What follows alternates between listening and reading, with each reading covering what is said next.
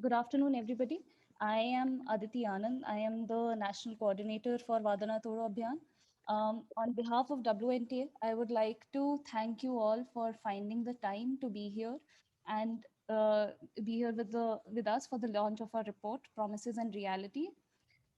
It is the 11th edition of this report that we have come out with this year, and we're really grateful to have the opportunity to release it in the presence of our esteemed speakers and the wide group of our peers, partners, and friends who from the civil society who have come here with us today. I would just like to quickly run through some logistics. We have started recording this meeting, and we'll also be sharing it on Facebook Live. I would also request all the speakers to not speak too fast because we have interpreters in the meeting, and the interpreters we have it for English, Hindi, and sign language. To choose English, you can select the globe icon on your screen. If you click on that, there will be an option for English and French. If you choose English, you'll hear it in English, and French would be for Hindi. ये meeting Hindi में translate होगी, साथ ही साथ जैसे जैसे लोग बोलते जा रहे हैं, साथ ही साथ ये मीटिंग का इंटरप्रिटेशन भी चल रहा है। तो जो भी हमारे साथी हिंदी में सुनना चाहते हैं, स्क्रीन पर नीचे एक गोला बना हुआ है, ग्लोब सा। आप अगर उस पर क्लिक करेंगे तो वो आपको दो ऑप्शन पे आएंगे आपके पास, इंग्लिश और हिंदी। वो इंग्लिश और फ्रेंच, अगर आप फ्रेंच पर क्लिक करेंगे तो FR लिखा होगा वहाँ पर, उस पर आप क्लिक करेंगे तो आप हिंदी में ये मीटिंग की बातें सुन सकते हैं। ये मैसेजेस हम चैट में भी लिख देंगे, instructions. Aditi, can you just post those also? Yeah, I'm just posting that. Thank you. Yeah, so with that, I would like to invite Roshni to start and take the event forward. Roshni is the co-convener of WNTA, and she anchors our initiatives in Maharashtra. She is also the executive director of Yuva, a 37-year-old organization with notable work in addressing human rights challenges and the issues of urban India. Thank you. Roshni? Thank you, Aditi. सभी साथियों को जिंदाबाद। वादा ना तोड़ो अभियान के तरफ से आज के इस कार्यक्रम में सभी का स्वागत है। आप अलग अलग जगहों से जुड़े हुए हो, thank you for joining us. वादा ना तोड़ो एक राष्ट्रीय स्तर का अभियान है जिसमें 3000 से भी ज़्यादा civil society organisations, campaigns, networks जुड़े हुए हैं। 2004 से जब वादा ना तोड़ो की शुरुआत हुई, तब से लेके अभी तक हमने शासन की जवाबदेही को केंद्र रखकर अलग अलग प्रक्रियाओं को नेतृत्व दिया है और देते रहे हैं। विकास के मुद्दों के ऊपर भी, जैसे मिलेनियल डेवलपमेंट गोल्स और अभी सस्टेनेबल डेवलपमेंट गोल्स में भी वादा ना तोड़ो ने राष्ट्रीय और राज्य स्तर पर एक अहम भूमिका निभाई है। खासकर जो सबसे वंचित समुदाय के मुद्दे या मांगे हैं, उनको कैसे हम सरकार के सामने रखें, ये इसके ऊपर वादा ना तोड़ो की कटिबद्धता हमेशा पहले से ही रही है। हर साल हम वादा ना तोड़ो करके एक सिटीजन्स रिपोर्ट, जो गवर्नेंस रिव्यू भी बोला जाता है, वो रिपोर्ट निकालते हैं जिसमें केंद्र सरकार के पिछले साल के सारे स्कीम्स, पॉलिसीज पर जो भी प्रोग्रेस हुआ है या नहीं हुआ है, उसका एक मूल्यांकन और एक असेसमेंट किया जाता है। एंड ये पूरा असेसमेंट हम मानवीय हक और संविधान के मूल्यों के ढांचे में ही करते हैं हर साल। UPA-I, UPA-II, NDA-I, ऐसे बहुत सारे रिपोर्ट्स हर साल निकाले जाते हैं। एंड ये असल में एक सिटीजन्स रिपोर्ट है और इस रिपोर्ट को तैयार करने के लिए देश के अलग अलग जगहों से civil society groups, activist, academics साथ आते हैं एंड चैप्टर्स को कंट्रीब्यूट करते हैं। तो ये सच में एक लोगों का ही रिपोर्ट है, सिटीजन्स का रिपोर्ट है, जो लोगों की सच्चाइयाँ और उनके मांगों को ही आगे रखता है। एंड ये हमारे जो सरकार को जवाबदेही बनाने के जो भी हमारे संघर्ष है, ये रिपोर्ट उन संघर्ष और उस काम को और भी ताकत देती रहती है। एंड इस साल भी हमने ये रिपोर्ट तैयार किया है आप सभी के योगदान से। जैसे सभी को पता है, पिछले साल बहुत ही कठिन साल रहा है। महामारी के कारण न सिर्फ हेल्थ का क्राइसिस है, बट ऑल्सो ह्यूमन राइट्स का भी क्राइसिस हुआ है, सोशल, इकोनॉमिक, कल्चरल, पॉलिटिकल, बहुत सारे क्राइसिस हुए हैं। साथ में सिविल सोसाइटी का जो स्पेस है वो पूरे तरीके से श्रिंक हो गया है एंड लोकतंत्र के बुनियाद भी हिल गए हैं एक तरीके से। तो बहुत ही एक कठिन साल रहा है। इस संदर्भ में इस साल, पिछले साल का जो सिटीजन्स रिपोर्ट है, गवर्नेंस रिव्यू रिपोर्ट, वो बहुत ही महत्वपूर्ण है एंड अहमियत रखती है। एंड हम आज उस पिछले साल के रिपोर्ट के लॉन्च के लिए जुड़े हुए हैं।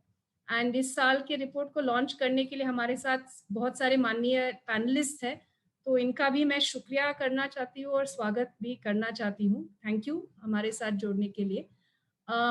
और आज के कार्यक्रम पर शुरुआत करने से पहले आई थिंक हम 2 मिनट लेते हैं उन सभी को याद करने के लिए जो कोविड के कारण हमने उनको खो दिया है।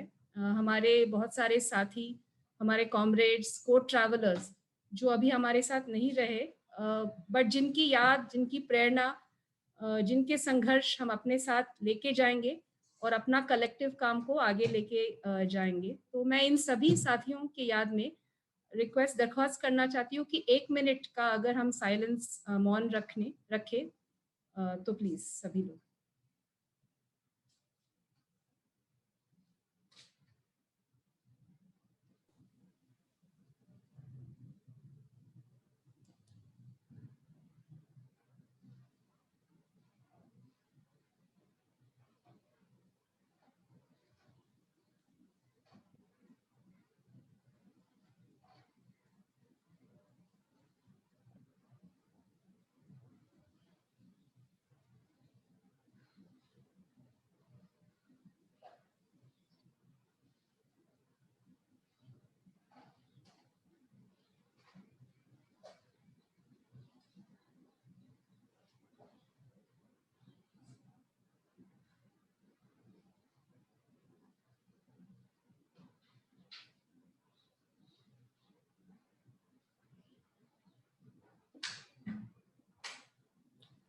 शुक्रिया सभी को। तो आई थिंक इसी प्रेरणा एंड सॉलिडारिटी के साथ हम आगे बढ़ते हैं। एंड मैं अदिति को रिक्वेस्ट करती हूँ कार्यक्रम को आगे लेके जाने के लिए। Aditi. Thank you, Roshni.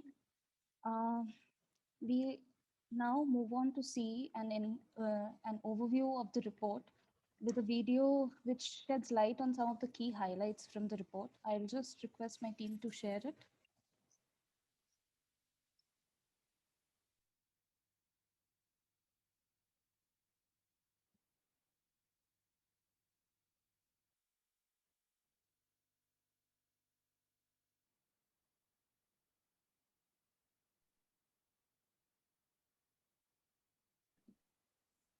There is no audio.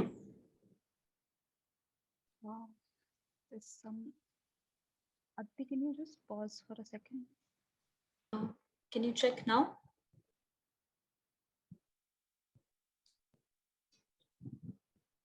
No. No audio still.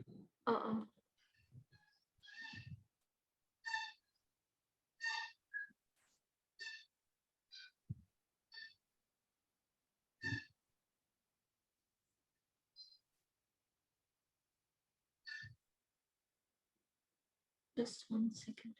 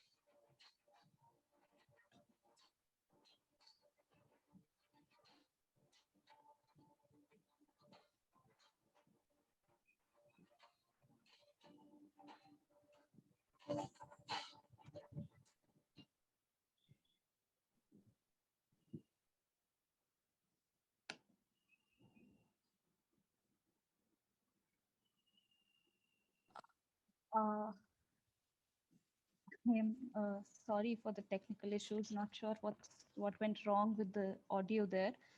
But I'll invite Annie now to discuss some of the aspects of this year's report in further detail.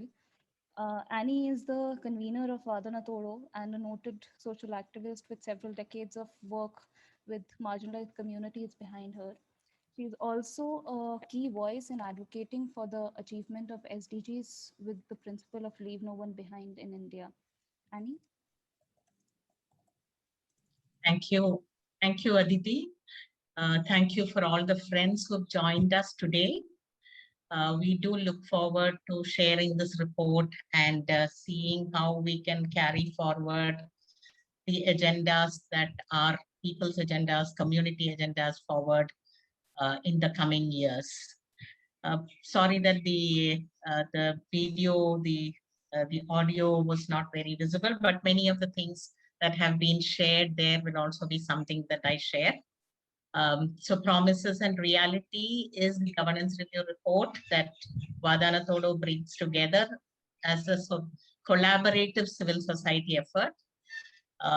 This is the 11th report that we are coming out with from 2008 onwards. I would say it is really a pro bono conviction and commitment of many civil society organizations and independent experts that contribute to this report every year. And we really would like to thank them for their immense support and effort in bringing this report out. Also to Bijoy Patro, who's been the editor of this report. This year's report has 33 chapters, which includes 14 vulnerable communities and 19 thematic areas. It covers a period from May 2020 to April 21. It has 4 broad dimensions, if you would like to say. It is like the whole dimensions on economy, human rights and inequalities, inclusion of marginalized communities, state plans and public provisions, At the end of most of the chapters, you would also have policy asks for taking the agendas forward. Given the COVID situation, this report is located in the pandemic context and its health and socioeconomic impact. As we know, I don't have to really say much about COVID, but except to say that the health emergency really evolved into a socioeconomic disaster with the short noticed lockdown, and we had almost 11.4 million migrant workers that walked back to their homes, while the official estimates say 3 million cases and 4 and odd deaths. More likely, there is the evidence that it may be 5 to 6 to 10 times more. And I think even now we are seeing the debate and discussion on oxygen availability, beds availability, and the number of deaths. But nevertheless, to say that the pandemic is not over, continues to impact life, livelihood, and the vaccine production that is at least expected to hold the pandemic is again a problem of planning, this demand and distribution. So we are really continuing to be in the midst of this pandemic at this point in time. Along with the pandemic, I think we have all been extremely shocked and concerned about the human rights context of our country, particularly arbitrary arrests, excess violence, impunity of the perpetrators, the control on the press. So our press freedom index has fallen to 142. Many journalists have been affected, have been threatened, have been under extreme stress for not for being able reporting facts that they see on the ground. One of the things that we are also quite high up in the global index is that in the whole global internet shutdowns, India contributes to 70% of these shutdowns. In the midst of this, we have had a controlled ban of any alternate narratives, discussions, dissent, stress on students, farmers, civil society actors.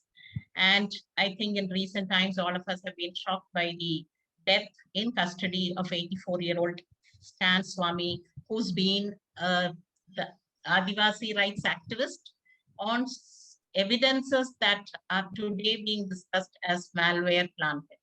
So this is the kind of situation in human rights that we have faced the last year. Along with human rights, this is whole economic situation where we find that we have a 42-year low in our GDP. We have a 45-year low in our unemployment, 45-year-old high in our unemployment. The people below poverty lines have increased substantively, and we have today one of the least incomes in the South Asian region with 3,000 rupees per month average income. So I think it's nothing really to say that the economic situation is dire. And the hope in the budget 21-22 was that the state budget, the government budget, will infuse finances into the economy, meet the needs of the communities, and increase the budgets of all ministries. But on the other hand, what we have seen is that the overall expenditure of the center has fallen down by 1%. And most ministries that have key critical role, the vulnerable and the marginalized and the social sector, have seen a reduction in their budgets. I think inequality is something that we have been concerned about over the years, and the pandemic has not been an equalizer, but it has increased the inequalities. We've seen the billionaires' wealth and income increasing, while the poor have doubled almost from 6 crores to 13.5 crores. There has been this consistent protest against the new farm laws, and which exposes the agriculture and the farming sector to the corporate interests.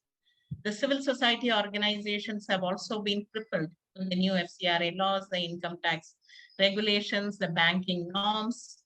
And I think one of the biggest problem in the new laws is that it prohibits all kinds of collaboration across civil society organizations, and it almost kills community-based organizations and their resource base. So while the pandemic is raging and the government would like the civil society to contribute and support the last mile communities, their own survival and ability to raise resources and work together is highly highly under struggle with this new laws that we have. I think one of the things is that the vulnerabilities have been aggravated. The marginalized communities find it extremely difficult to access resources. So we've had violence increased, child line have increased, have received almost 90,000 cases of calls in the 11 days of the country shut down. People with disabilities have been unable to access the COVID relief except if they are already registered with the Indira Gandhi scheme. Women have been particularly affected to an already shrinking women labor force. More have been left out of the work, and many have not been able to come back into work after the pandemic and the opening economy has opened up. A survey amongst scheduled caste communities found that 86% were unable to access the Ayushman scheme. A large majority of the nomadic and denotified communities have failed to access government resources for lack of documents and access. And as we know, even as we are considerably moving forward in the digital world, a large majority of the communities are not able to access this digital space and access the resources based on that. The 20 lakh crore Atmanirbhar package, it is all critical reviews of it have shown that it is nothing more than 1% of the GDP, and only people who are already registered have been able to access many of these resources. How do we move forward? We see that even as the pandemic has slowed down, the second wave has come and is going, and the economy is opening up, but still people who have lost employment are unable to come back into work. There is a huge fear that at least 1 out of 10 children may permanently drop out of schools. And the government, in its move for ease of doing business, have been proposing changes in forest rights regulations and the environmental regulations, which prevent communities from giving their consent and communities to decide on the kind of development that is needed in their regions. So what are some of the policy asks that we have? We say that there should be a COVID cess that taxes rich people who are only earning more than 2 crores per annum. The need to increase engagement and support with civil society organizations to reach the last mile communities. The vaccine policy needs to be ensured to be free, regulated, and distributed equitably. A safe school planning, a school opening plan needs to be worked around. The migrant workers document a draft policy that the NITI Aayog has set up is something that needs to be consulted and moved forward ahead. The digital inequality is something that we are all very aware of. So this is something that needs infrastructure enhancement, access to equipment, training and support, security and protection. It's important that at this time when the COVID has exposed the vulnerability of our health infrastructure and its absolute lack of competence, it's important to build a National Health Rights Act. The informal workers, who are about 90% of our workers, are often set aside as being unorganized, informal, but they play essential role in keeping our economy and our country. So it's important to designate them as essential service providers and ensure that they are adequately compensated, protected, social protection measures are made available. It's also important to boost the rural economy through allied services that are important, particularly in dryland and rain-fed areas. At this time, I think what we've sort of seen is a very brief glimpse of last year. And if we really look at it, we can see a few trends that seem to be running through. In my own mind, 4 to 5 trends that I see. First of all, I see a neglect and limited support to vulnerable communities to get back from the pandemic and come back to life. That is a huge gap that I see in the whole perspective.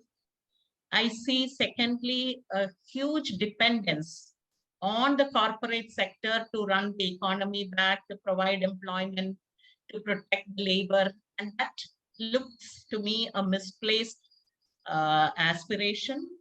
Thirdly, I also see the human rights situation and the violence that is, the overreach of legal and administrative authorities, the arbitrariness of people that are arrested. So that is again something that seems to be part of the narrative, and a narrative that seems to be, the state seems to be actively engaged in supporting hate and divisive politics.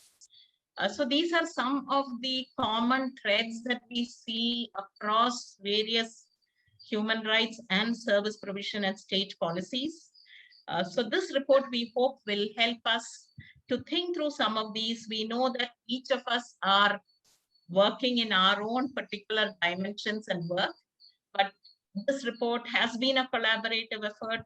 And here today we have eminent panelists and people who come from various sectors of the society, and hope that we would be able to come through to look at some collective action that can ensure that the constitutional promises to all people will be ensured, protected, and promoted. I'll stop here and will hand over back to Aditi. Thank you so much for your attention. Thank you, Annie. I just wanted to check if Arfa ji is here. Aditi, can you a little louder? Now we'll start with the, yeah. Yeah, okay. So now we'll move on to the discussion with the speakers. To moderate the session, I would like to invite Amitabh Bihar. Amitabh is a nationally and globally noted member of the civil society. He's been associated with Wada Na Todo since we started and continues to be an active member of our steering group. He's currently the CEO of Oxfam India. Now I'll just introduce the panelists before handing over to Amitabh. We have with us Professor Rajeev Gowda. He is a noted politician and academician, and he was also the former member of Parliament, Rajya Sabha. He currently chairs the research department of the Indian National Congress and is also a spokesperson for the party. We also have with us Brinda Karat, a noted politician and also a former member of the parliament.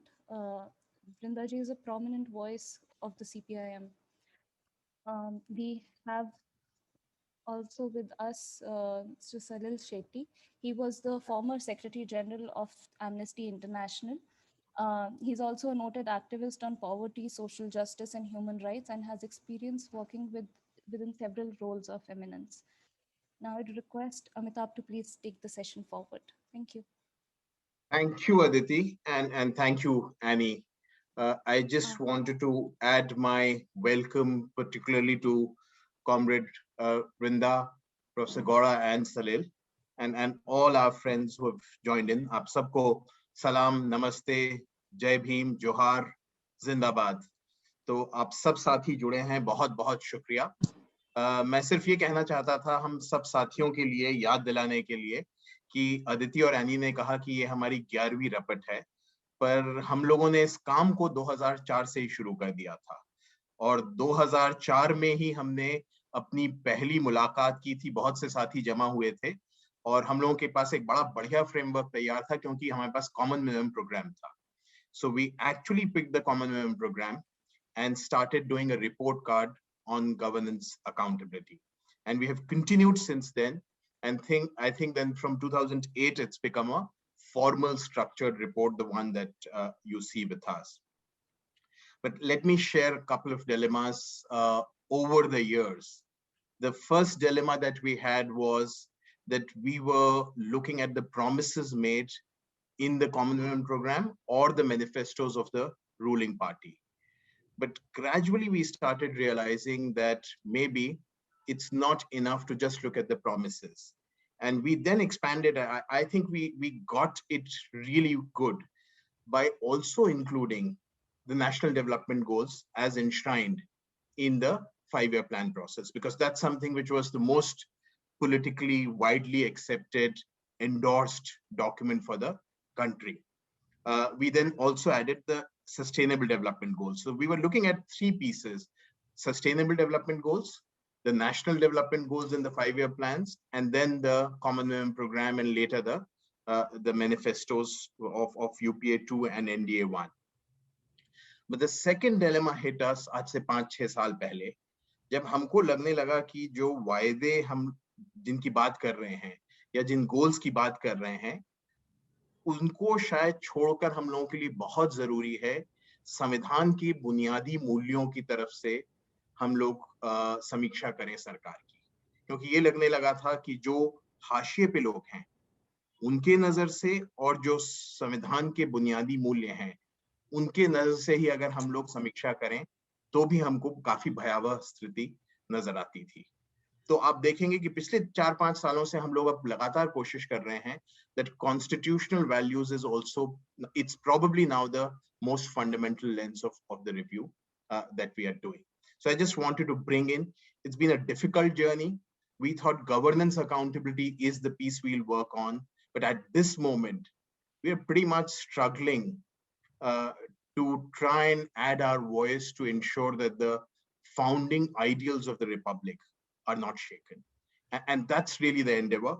In that, we add our value through looking at questions of governance accountability. And as Annie has already shared in detail, we do it through the sectoral lens, as well as the lens of specifically marginalized communities. So I just wanted to add, 2 or 3 things, as Annie has given a detailed presentation, but for me, मेरी अपनी नजर से एक तरफ तो this absolutely heart-wrenching scenes that we saw last May of migrant workers. It was heartbreaking to see hundreds and thousands of people walk back from the metros to their source villages, 42 degree ki dhoop mein, and with just a 4-hour notice of a lockdown, which had never happened, which has never happened, and which no other country did that, of a 4-hour lockdown notice. So that's an abiding, sad, tragic picture for me, at least in this last 1 year. The second, because that's my day job, we do the inequality report. I think it was again painful to see in January that just the top 11 billionaires of our country actually added so much wealth in just during that pandemic 9 months that they could have sustained with just that additional wealth that they made, the NREGA for 10 years or the Ministry of Health for 10 years. That's the second, I just wanted to bring that up, that's what we are seeing in the midst of this enormous, unprecedented crisis. But the third I just wanted to bring in is the huge power and inspiration that we have seen around Delhi in terms of the farmers' protest. It's been inspiring. I must say that pre-COVID, the NRCCA protest was equally inspiring. And what we have seen in the farmers' protest keeps our hopes alive. So that's been the last year gone by for me. It's been a tough year for civil society. The civic space is clearly shrinking. And we are at the receiving end of several regulatory changes. But that's probably a smaller story in the bigger story of what's happened to the country. I'm really delighted and grateful to the force guests who've agreed to come. Let me say, Salil is not a guest in any way. Salil was one of the founding uh, fathers, mothers, whatever we say, of the Wada Na Todo Abhiyan. So welcome back, Salil, to a formal platform of Wada Na Todo. And deeply grateful, Professor Gowda and Comrade Brinda, for joining us. If it's all right, my proposal is that we listen to the three of you, and hopefully Arfa joins in by then. आप चारों को 15-15 minute अगर हम सुन सकें, 15 minute से ज्यादा होने पे थोड़ा समय की पाबंदी होगी, तो गुजारिश होगी 15 मिनट से अगर कम कर सकें तो बहुत अच्छा होगा. And then we'll be left with still at least 20-25 minutes for a interaction with people who've come from around. So I'm fairly sure, I'm not looking at the names, but मैं आपको ये दावे से कह सकता हूँ कि देश भर के हर कोने से नॉर्थ ईस्ट से भी साथी होंगे, केरल से भी होंगे और कश्मीर से भी कोई ना कोई साथी जरूर होंगे. तो आप सबका फिर स्वागत है.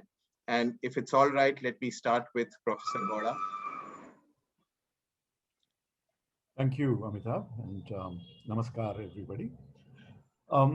First of all, I'd like to congratulate the Wada Na Todo Abhiyan for this excellent report.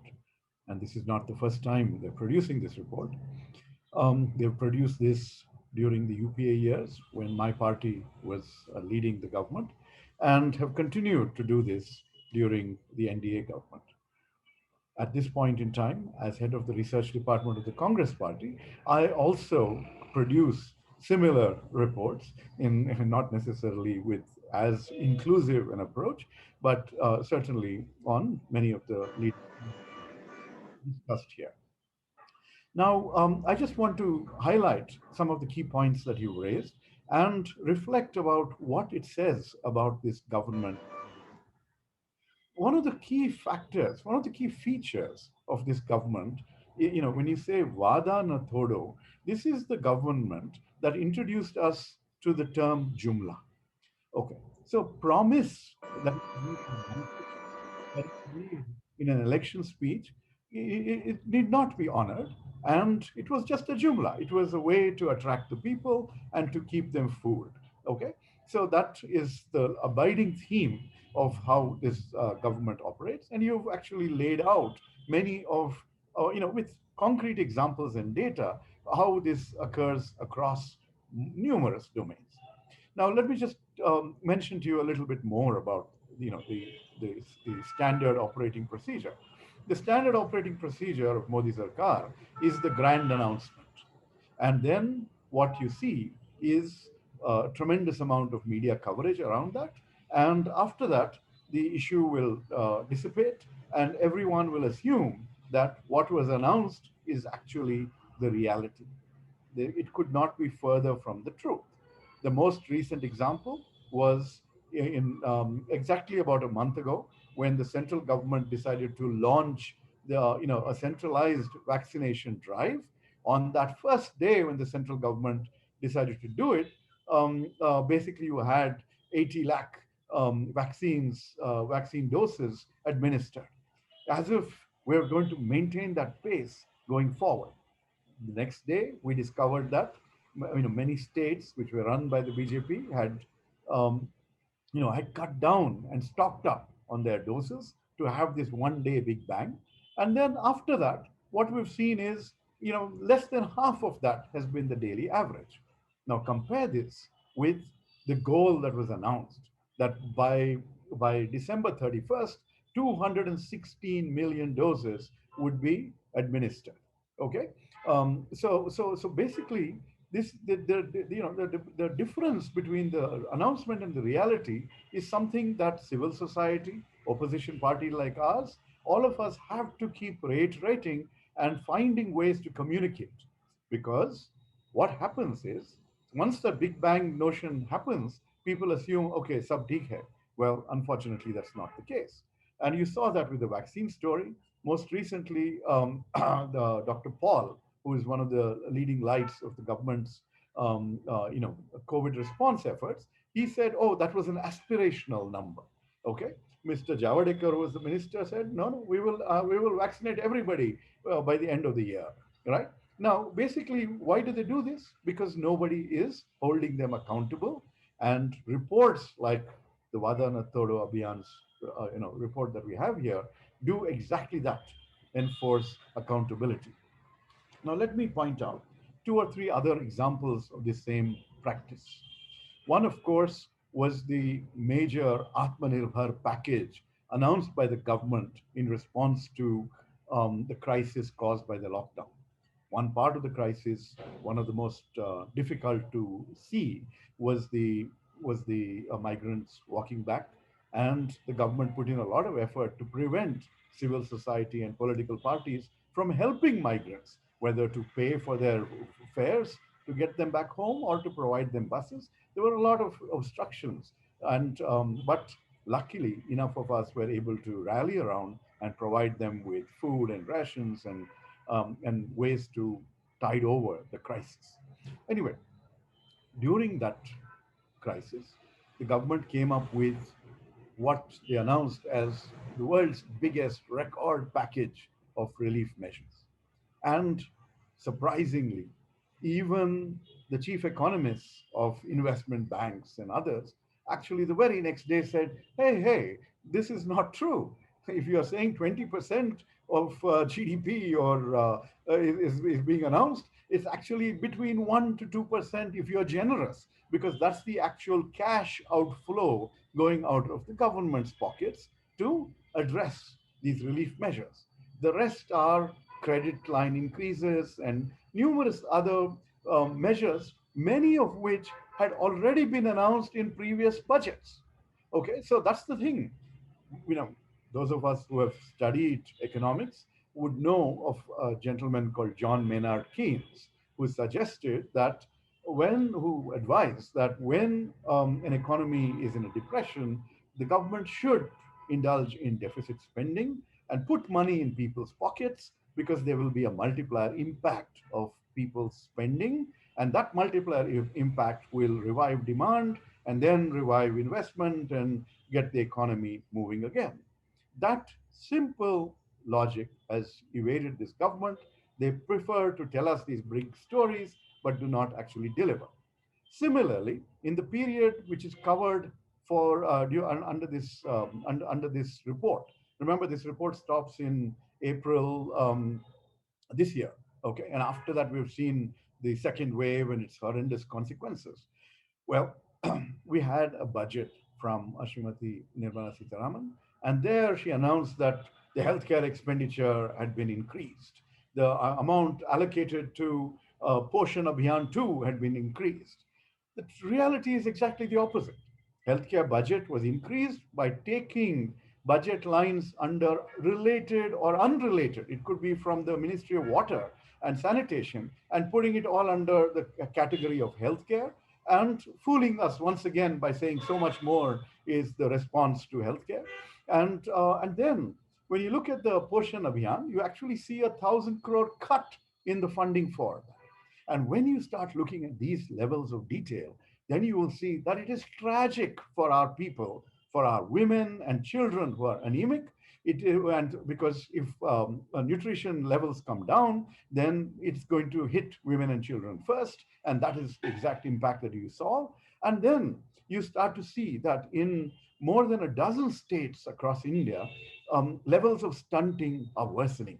So instead of feeding our children better, wholesome, nutritious food, we are actually worsening the situation. We are allocating less. We are seeing already the impact of that on stunting and wasting. And to compound all that, we have no schools, no midday meals. And so looking forward, we are going to see an extraordinarily, damaged set of women and children going forward because of the nutritional deficiencies that they're experiencing during this extremely difficult time. Okay, let me move on to another dimension, and that has to do with, today what is the news that has broken, that the Dainik Bhaskar newspaper has had its offices raided across the country. Dainik Bhaskar is a Hindi newspaper whose print circulation is more than the top 10 English newspapers across the country. It has tremendous reach. And in an environment where media owners are kowtowing to the establishment, Dainik Bhaskar has stood out for showing us the reality of the pandemic and its impacts. It showed us pictures of bodies burning or floating in the river in Uttar Pradesh. It basically sent reporters into the field to give us authentic information about what is really happening. And at that point itself, it became clear that it was going to be a matter of time before this vindictive government would suppress or attempt to curb this media house and its freedoms. And that's exactly what has happened today. The various agencies, the Income Tax Department, the Enforcement Directorate, the Intelligence Bureau, all of them have been unleashed. And today we will see what happens going forward. But this is a standard practice. And this, I will leave it to maybe Arfa Khanum when she comes to expand on the media related issues. But across the board, you're seeing the misuse of UAPA, of the sedition law. I mean, even Uttar Pradesh, if anybody was to complain saying, I'm not finding oxygen, they were being arrested, and being under sedition laws. That is the nature of the larger double engine government, in the center and BJP ruled states. So you're seeing a tremendous misuse of laws to suppress free speech. And I would say that all of us here are going to be in the government's sites. And by the end of this afternoon, our phones will probably have the Pegasus spyware installed in them if it has not already happened. And see, it is one thing for a government to actually indulge in some level of surveillance. But what has been going on under this government is actually manipulation. Okay, let me give you, Father Stan Swami and the Bhima Koregaon accused are actually in jail based on doctored evidence, the evidence that has been planted in their computers, and that has been shown by Arsenal and other forensic analysis.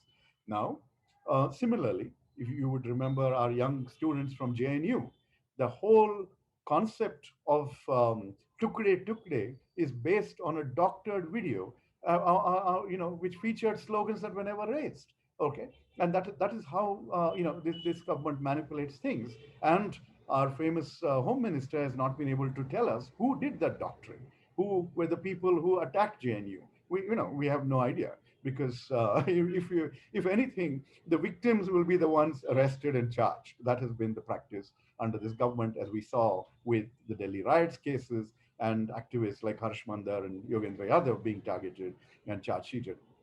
Similarly, I myself, at least in terms of our research department, we found one morning that a fake document called a toolkit was released, and basically we were accused of trying to defame the government and the prime minister. And we are very happy to criticize the government. That is our duty. We are very happy to expose the failures of the government and hold it accountable. That is what a vibrant democracy requires us to do. But to accuse us of defaming India is about as outrageous an accusation. And on the basis of what? On the basis of a fake document. Luckily, some fact-checking entities were able to prove that, and then Twitter went ahead and imposed a manipulated media label on the tweets of senior BJP functionaries. And the government, which has no business getting mixed up with what happens to private political actors, decided to go after Twitter on that basis. And one other whole drama occurred in that context. And the government says, "Oh, you can't be a judge on that issue." Well, if somebody comes up with some objectionable content and Twitter removes it, do you have to wait until that case is actually resolved in court before you can remove something that is manipulated media? So the government speaks with a forked tongue as it suits it. But that's exactly what is going on. Now, so, one of the other documents that I need to share with all of you, and I'll try and see if I can get a link shared with you, where you can download this, similar in spirit to what you've done, is a white paper on the government's management of COVID. It's a detailed 100-page document that we've come up with as a political party. And it is like an inquiry commission report. It tells you where all this government made mistakes, and argues that these mistakes were made because of the government's arrogance and hubris, basically announcing to the public and to the world that we have conquered COVID, that or manipulating election schedules and encouraging huge rallies which have huge and negative consequences on people's health. Not paying enough attention to vaccine supplies, to oxygen supplies. And the highlight of that comes from yesterday's answer in Parliament when asked, how many people died from lack of oxygen in the second wave. The government says, oh, nobody, because no state has reported that. Okay, so this is, the government has this other extremely interesting method of dealing with, uncomfortable facts. It says we have no data. Okay, or in the case of electoral bonds, it deliberately suppresses that data from being available to us, so we do not know who is paying whom and what they get in return. Anyway, coming back to the white paper that we've come up with, that goes much more into detail, and it will tell you that it's similar because both your collection of articles and ours all have constructive suggestions that tells you how, what is the spirit of how we approach these issues. It doesn't matter if the government's ideology is different from ours. This is our country, these are our people, and we will give you suggestions on how to fix things. Please open your eyes and your ears and listen. I'm also an economist, and I will close my remarks by talking about 2-3 aspects of that. One has to do with unemployment. We've already seen in the first wave women bearing the brunt of unemployment. In the second wave, we've seen urban, and especially males, seeing the larger impact. The number of people in the workforce is falling, and unemployment rates are going up. This suggests that there is a deep crisis, especially amongst those we call informal, unorganized sector workers. And the responses from the government, beyond some rations and at least in rural India, some Manrega increases, and some payments to bank accounts, it has been very, very limited. We need much more. We need the equivalent of what we call a Nyai program to every family. We need an expansion of the PM Kisan program to go beyond landowners to also tenant farmers and other non-owners, landless labor. We need an urban employment guarantee equivalent scheme to ensure that more people get a chance to build infrastructure and earn a livelihood. The other part, of course, is can I, Professor Gowda, to request you to wind up, please? Yeah, thanks. Yeah. Petrol, diesel prices, the taxes that are imposed on them by this government has an inflationary impact that hurts the poorest of the poor. It increases prices across the board. It hurts our farmers, and it rakes in huge amounts of revenues to this government. And that is the worst way that the government can, make its money, by squeezing the poorest of the poor through inflation. Let me stop there. Thank you. Thank you so much, Professor Gowda. Very, very grateful. आपने tool kit की बात की, और मुझे लगता है tool kit तो हम लोग हमेशा से, खासकर सिविल सोसाइटी में तो बहुत इस्तेमाल करते हैं. हम लोगों को कहा ही जाता है कि ये देखिए ये टूल किट है, इसके जरिए अपने काम को कैसे और धारदार बनाया जा सकता है. और दूसरा आप जो कह रहे थे उसी का आंकड़ा एक और मैं जोड़ दूं. आपने बहुत महत्वपूर्ण बात उठाई कि किस तरह से स्वास्थ्य का बजट इस साल घटा है. तो वो 9.8% जो स्वास्थ्य मिनिस्ट्री ऑफ हेल्थ है उसका बजट रिवाइज्ड एस्टिमेट की तुलना में घट गया है. इस कोविड के साल में भी करीब 10% बजट की कटौती हुई है स्वास्थ्य से. बहुत बहुत धन्यवाद, शुक्रिया प्रोफेसर गौड़ा। अब मैं गुजारिश करने वाला हूँ कॉमरेड वृंदा से। कॉमरेड वृंदा, एक सवाल आपसे और है, हम लोगों के लिए बड़ा असमंजस भी है। इतने सालों से हम लोग इस एक फ्रेमवर्क में काम करते रहे जहां हम सरकार की जवाबदेही की बात करते रहे और वादों की बात करते रहे, पर ये हम लोगों के लिए सच में बहुत कठिन चर्चा का भी विषय है कि जब वादे ही ऐसे थे जो समस्या वाले। अब आप एक तरफ राम मंदिर की बात कर रहे हैं और कहीं 370 की बात कर रहे हैं, तब हमारे इस फ्रेमवर्क का क्या होगा? तो इस पर भी अगर आप थोड़ा सा कहें, हम लोगों को दिशा दें कि हम कैसे आगे बढ़ें, क्योंकि जवाबदेही तो सत्ता से हमें मांगनी ही है, ये नागरिक का अधिकार है, सिविल सोसाइटी का अधिकार है, पर उसका फ्रेमवर्क भी क्या हो, इस पर भी आप जरूर बोलें, और पिछले साल पर आपकी टिप्पणी। बहुत शुक्रिया। वृंदा जी, आप। Thank you so much, Amitabh ji. My fellow panelists and dear friends who are participating in this release of this extremely comprehensive and brave report. मैं इसलिए ये दोनों शब्द इस्तेमाल कर रही हूँ, विस्तृत रिपोर्ट है और बहादुरी भी इस रिपोर्ट में है। क्यों मैं ये बहादुरी का शब्द इस्तेमाल कर रही हूँ? ये रिपोर्ट में भी लिखा है कि जो भी सरकार की नीतियों के बारे में जो भी कोई सवाल उठाए, टारगेट हो जाते हैं। किस रूप में टारगेट होते हैं ये रिपोर्ट में लिखा है, हम लोग भी सब जानते हैं। Intimidation, bullying, threats, false cases, arrests. And therefore, for Wada Na Todo Abhiyan to bring out a report which speaks the truth in today's India is a brave step.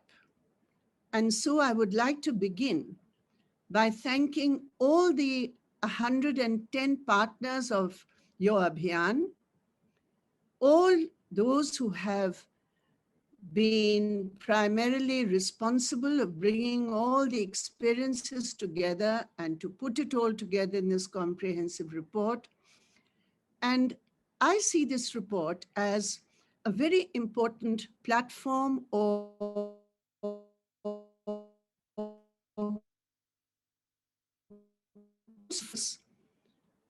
different sections of Indian society who have been gravely affected by the pandemic and the times before that, feeding into the experience of India during the pandemic. I believe this report is also important because we have a peculiar situation in India where you have a government which runs away from the truth. अब हमारे parliament के सामने या हमारा राष्ट्रीय नारा है सत्य में जयते, लेकिन यहाँ तो असत्य में जयते लगता है, और मैं इसको हल्के तरीके से नहीं कह रही हूँ। मैं इसलिए इस पर जोर देकर कह रही हूँ क्योंकि हिंदुस्तान एक ऐसे देश था जिसमें आंकड़ों के आधार पर या जो हमारे स्टैटिस्टिक्स होते थे उस पर भरोसा किया जा सकता था। मैं नहीं कह रही हूँ कि सब कुछ बहुत बेहतर था पहले या सब कुछ सच ही था, लेकिन फिर भी आम तौर पर जो सरकारी स्टैटिस्टिक्स होते थे, जो गवर्नमेंट ऑफ इंडिया के स्टैटिस्टिक्स थे, उसमें एक ट्रांसपेरेंसी था और उस ट्रांसपेरेंसी के आधार पर रेगुलरली हम लोग सामाजिक, आर्थिक, सोशो इकोनॉमिक अलग अलग हिस्सों की जो स्टैटिस्टिक्स थे, कम से कम उसको लेकर हम अपने पॉलिसी के लिए भी अपनी समझ तय कर सकते थे और सरकार की प्रति हमारी जो एक फ्रेमवर्क है संघर्षों की, वो भी तय कर सकते थे। अब आप बताइए, on the NCRB, just take 2 or 3 things. On the statistical, deliberate concealing and fudging of data. and therefore why this report is important. We don't know, for example, what were the crimes against women in 2019, 2020? The last NCRB report itself is a delayed report. It was delayed for a whole year. If you look at employment figures, we have to depend on the Center for Monitoring of the Indian Economy to get the latest figures on unemployment and employment. We don't have any government figures. If we look at the figures on poverty, Annie had stated some of the figures that you have collected for this comprehensive report. But when we look at government figures, government has stopped counting poverty. We don't know what the methodology of counting poverty is. Which is it? We are against BP.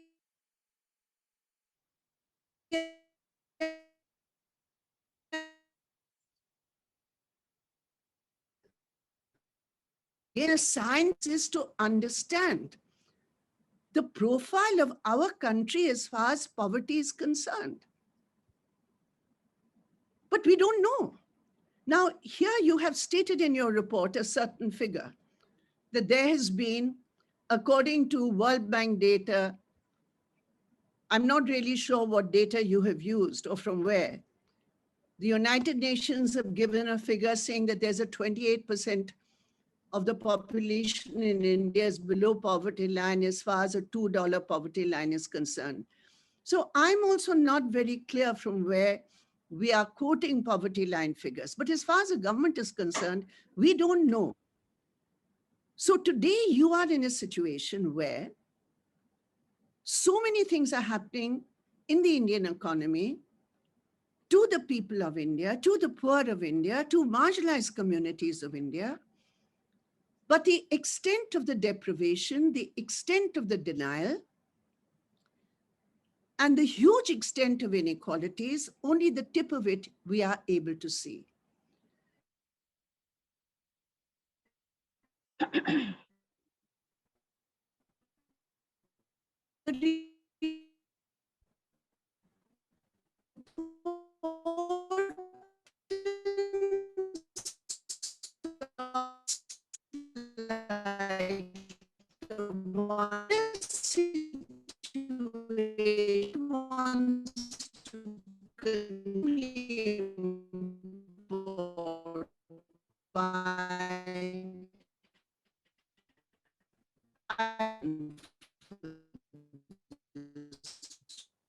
Comrade Brinda, your voice is cracking. That statistics.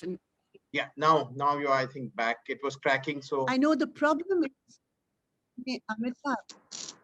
Amitabh, mera problem ye hai that I'm in a zone in the middle of the capital where internet connections are so bad. And therefore, this is an example of digital India in the capital of India. But anyway, I'm really sorry. I can't really help it. No, so sorry. if you like, I can stop here. Or no, please. We just missed for a few seconds. We couldn't hear at all. So now we can hear you. Yeah. Please continue. We can hear you now.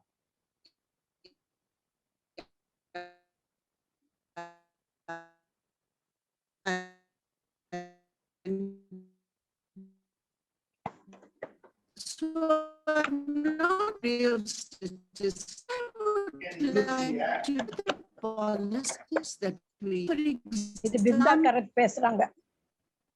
Maybe she can use just the audio and not video. That will work. Comrade Brinda, if you just switch off your video, maybe it will be better. I'll do that. Sorry.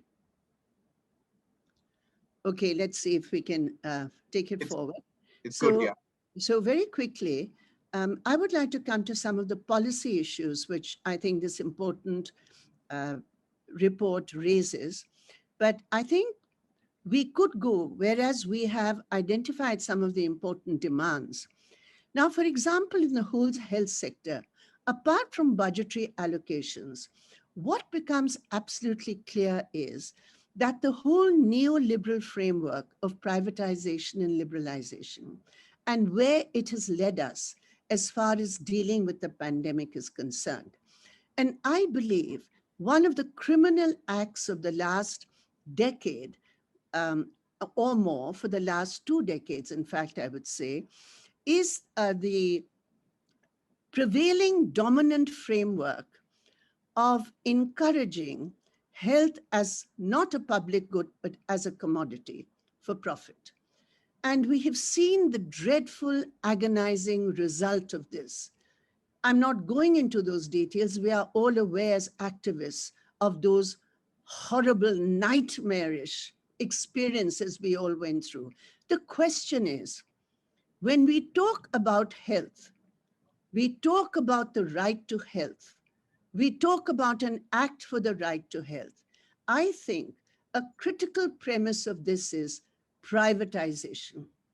And therefore, how do you reverse privatization? How do you ensure the strengthening of public health institutions?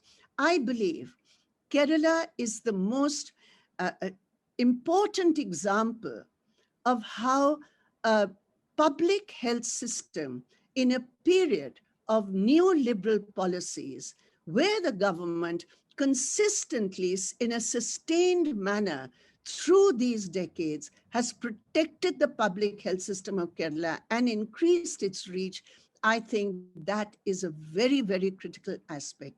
So privatization, which is the hallmark of this government, is something which we have to question as a policy framework. When we talk about pro-corporate, what are we talking about? We are talking about it's not just a question of inequality. Yes, of course it is. I agree with that. But what are we seeing today? We are seeing a situation when the natural and national resources of India are being handed over to the corporates in the most discredited trickle-down theory. Now, when trade unions are fighting against the privatization of banks, when trade unions are fighting against privatization of insurance, when trade unions are fighting against the casualization of the workforce, even in government and public sector undertakings, I think these are policy issues which must find, it does find a place in the report. What I'm saying is, it is linked not only to the economy, it is linked to the issue of social justice. When the government itself privatizes, it immediately hits the whole issue of reservation. What is happening to reservation today? We have to have studies about that. I don't have the time to go into details of the kind of studies the association, the Adivasi Adhikar Rashtra Manch, has done on the huge backlog of SC, ST employment, jobs, etc., all of which are linked to the issue of privatization. So what I would say is policy issues are as critical as analysis of economic data. And I think that is something that we really have to look at. And I must say in this, some of the nuances which you have been able to bring into this report, for example, Provident Fund accounts, how they have fallen. I mean, these are such concrete, insightful data, which much more than any speeches really gives an idea of the huge burden of the crisis that India's working classes have had to face. The third very quick aspect that I would like to say is that I think in all this, the issue of the rural poor, see, what is happening is that we are, and you, Amitabh, in your introduction, spoke very passionately about the importance of the farmer's struggle and how it has been so inspirational for us. And that is so true. And today itself, you know, they were subjected to a body search before they were allowed to come into parliament. So, but if you look at the statistics of what capitalist penetration in rural India has meant, and if you look at the class differentiation, among the Kisans, whereas the Kisans as a whole have been victims of the agrarian distress. We have also seen a situation where the burden of the landless, of the agricultural workers, of the rural workforce, that aspect of the rural workers, the rural proletariat, and what is happening with government policy, I think in our participation of solidarity in Kisan struggles, we must also, in our demands and in our perceptions and conceptions of rural India, have a focus. We do focus on Manrega, which is very important, but I think we require a wider focus. I would really like, I mean, many of the foundations and associations, like, for example, the Swaminathan Foundation has done wonderful work on primary data collection as far as the working force in rural India is concerned, particularly the rural women proletariats. But I think this is something that we can look at. And I think in the coming days, just as you have talked about the urban poor, the urban proletariat, I think the importance of the rural working poor is something we need to look at as a separate category and bring that together. My final point is that of democracy, of civil liberties, and what is happening there. And that is why I use the word brave in describing all of you who have brought out this report, because I understand I'm with a political party, a nationally recognized political party, and whatever it is, we can really follow and understand the kind of pressures that there are on civil society organizations and on NGOs. In fact, you have a line in this report about the pressure on NGOs and how they are unable to play the role that they used to at one time. I read that sentence in your report, and I understood that there is a lot of pain and anguish behind that one sentence. However, what I would say is that the linkages between all these aspects of the fight for democracy, the fight for secularism, the fight for the Constitution of India, and I really appreciate what you said, Amitabh, when you said we have to take our whole framework further, not just with promises, because there are so many promises. And so how do you reframe that in the framework of our resistance? Because our resistance is also now a multi-layered resistance. So you have groups who would like to fight on one issue, you have groups who would like to fight on another issue, you have movements which are dedicated to the issue of democracy and, you know, the attack on institutions, the subversion of institutions. So I think a broad platform like the Wada Na Todo Abhiyan, I'm not at all saying that, you know, you change the nomenclature, but, you know, you have developed that over the years for your struggle. But yes, I would agree with you, Amitabh, that in today's India, while we must continue our focus on livelihood issues, we also must link the struggle for livelihood issues with the wider struggle for democracy, civil liberties, and constitutional values. And I think you have done it without saying so in this report.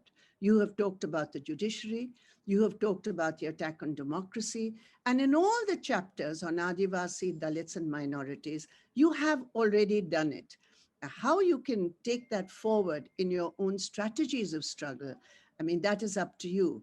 But yes, I believe that India needs, for its resistance, a very, very wide platform. You know, if you look at it in terms of a train going to its destination, एक रेलगाड़ी है, अब मेरा destination तो समाजवाद है, मेरे destination तो क्रांति है, मेरा destination तो पूंजीवाद की विरोध का संघर्ष है, लेकिन सबका वो नहीं है. लेकिन जहां जो उस गाड़ी पर चल सकते हैं, जितना वो चल सकते हैं, जितना उनका अपना मैंडेट है, उस हद तक वो संयुक्त आंदोलन में जुड़े। जब वो आंदोलन आगे बढ़ता है, अगर उनकी समझ है कि हम इसमें हम नहीं जुड़ सकते हैं तो ना जुड़े।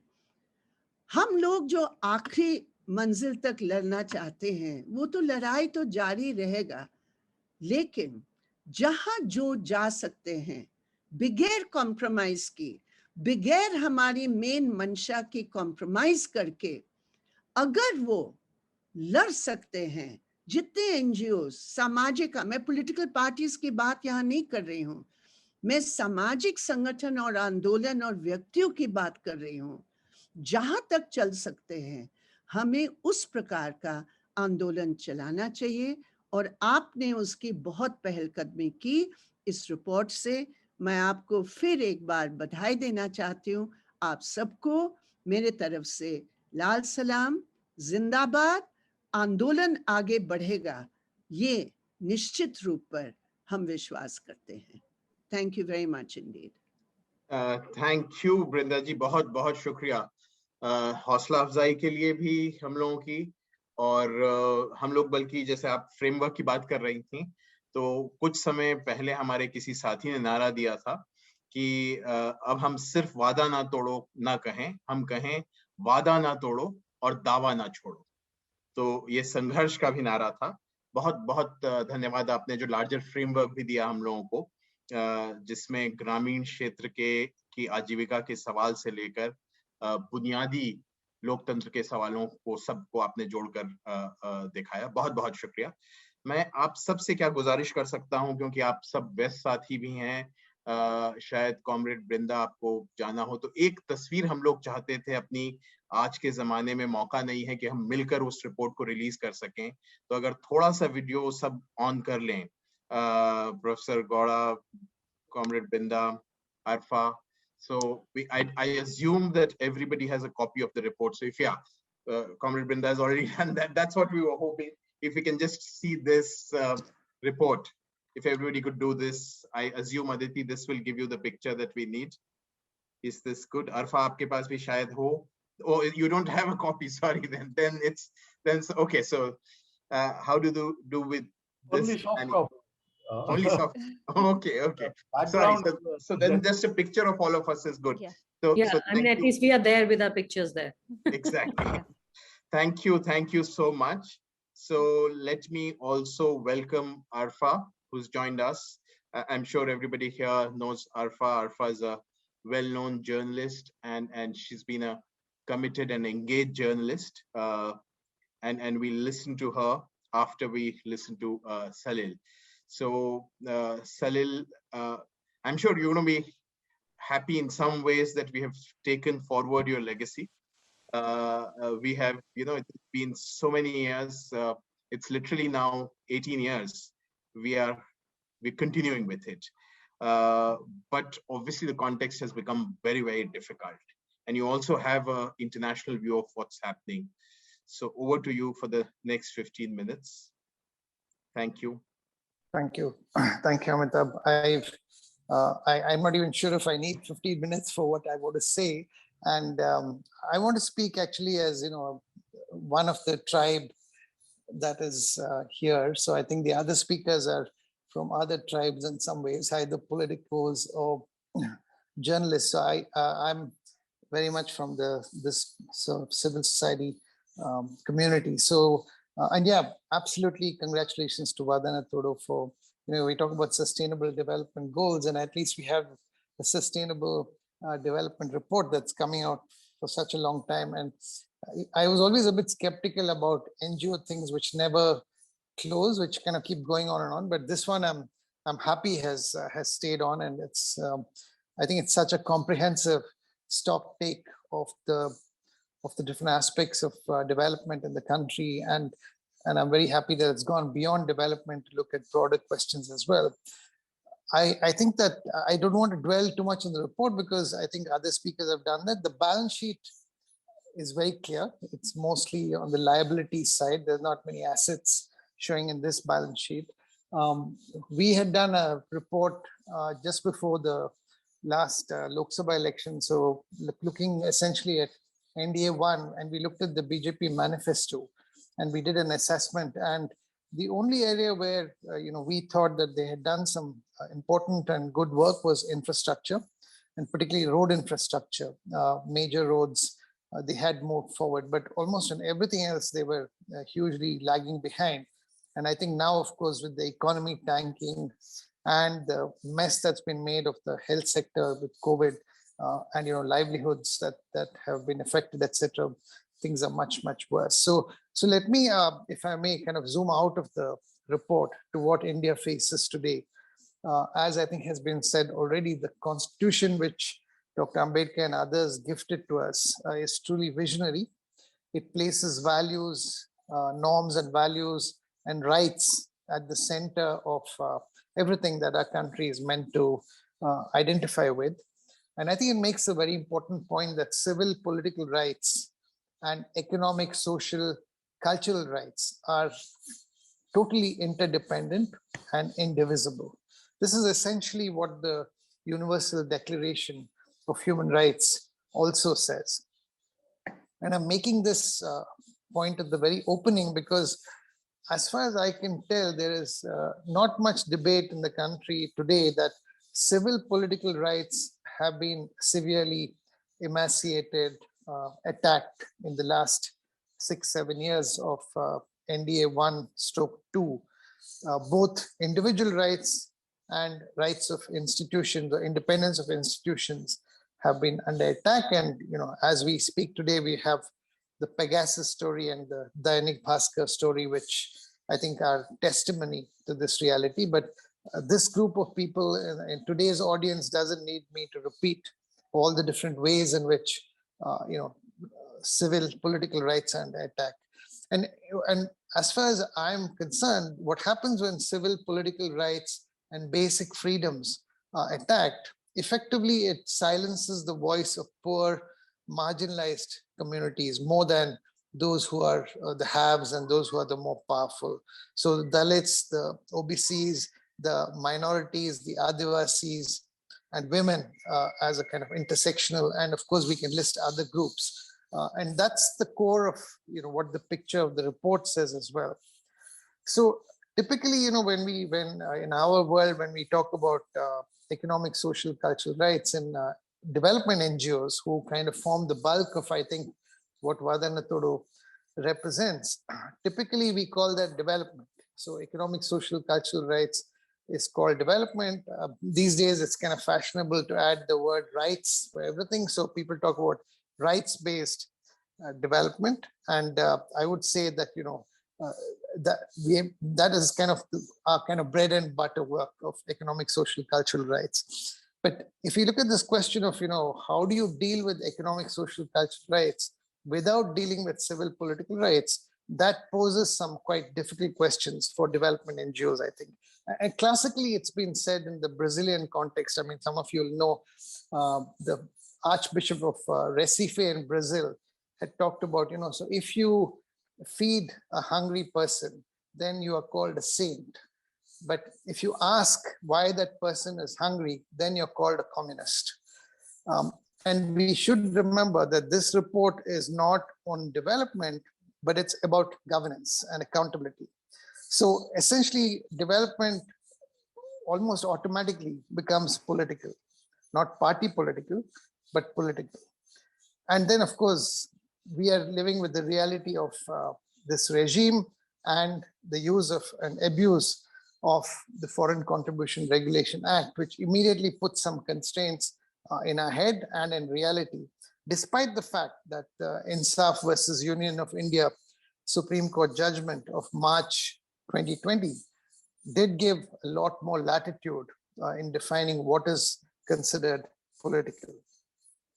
But my opinion, frankly, is that, the idea that we will do development while the country is being destroyed is not really an option. So it's almost like, if not now, when are we going to wake up to the situation? And if not us, who is going to do this? When Wada Na Todo was launched in 2004, 2005, we were then in the UPA 1 mode, as far as I can remember. And I mean, Rajeev Gowda and Brinda Karat are here. I mean, and of course, we can come up with a long list of problems we had with the Congress and with, UPA 1, etc. But this is a whole different ballgame. So, when I was reading the report, I was trying to see, okay, we've come up with a wonderful list of long-term challenges and long-term solutions and technical solutions. But what do we do in this report? I mean, is there anybody in this government who's listening to any of us anymore? I mean, maybe there's some of you who have access and who they listen to, but otherwise, we have wonderful ideas. We have a very good diagnosis of the technical problems. What do you do with this? So the reality is that in the short term, the problems are not technical. The problems are not developmental. I mean, of course, there's developmental problems, but in the short term, we have a country which is deeply divided. Secularism and democracy is under attack. I mean, every WhatsApp group, in our own families, in our, wherever, in our college, in our school, the society is completely divided now. You can't even have a decent conversation without having an argument. So we do have all the long-term challenges, all the deep fault lines that this country is dealing with, whether it's class or caste or poverty or gender. None of those are going away. And I'm not proposing that, by dealing with the immediate questions of saving India from the attack on secularism, the attack on democracy, the long-term challenges are going to go away. Of course not. But in the current circumstance, in the current context, for us to, keep our eyes closed and pretend that we are not in an existential crisis, I think would be dishonest. And let me just reflect a little bit on the way I myself have been thinking about it, because I think most of us on this call, most of us who work in development NGOs, have always thought of ourselves as being non-political, because we were disillusioned by the politics in this country. Politicians, with due respect to the politicians in our panel today, but the general, in some ways maybe superficial view is that politics is not clean in this country. They're all self-serving. Politicians and parties are self-serving. Elections are criminal, caste-based. So we are going to stay out of it. We are going to work on development. And I think that this has today come at a cost, and this cost is being borne by the country as a whole, that all of us and people like us in this room have said that we don't do politics. We don't do, we have no party affiliation. And it's fascinating because this civil society which is in the room is one kind of civil society. There's another civil society. It's a civil society which is of the RSS or the BJP, of those who support a kind of communal, casteist, misogynistic, authoritarian agenda. That's not a small civil society, that's a big one. And maybe there are some people in our group who also actually support this kind of agenda. But I would think that the vast majority of the people who are in Wada Na Todo Abhiyan fundamentally are not happy with this kind of an agenda. And I totally accept that there are shades of gray. You have RSS thinking people inside the Congress, inside all parties. But today the issue is, how do you deal with this ideology which is dividing the country? And I feel that we have no place to hide.